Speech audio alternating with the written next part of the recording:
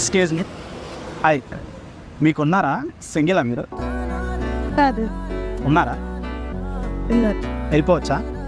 వెళ్ళిపోవచ్చు. అంటే మళ్ళీ రాను అడగను ఇంకా. ఆ? వెళ్ళిపోవచ్చు. అంటే ఇదే లాస్ట్ జీవితం. వెళ్ళిపోవచ్చండి. సింగిల్ అయితే ఉంటా. కాదు. ఉన్నారా? వేస్టెడ్. అంటే మీరు బాగున్నారు అందుకని అడుగుతున్నా. పద్ధతిగా మా మరదల్లా ఉన్నారు. ఆ?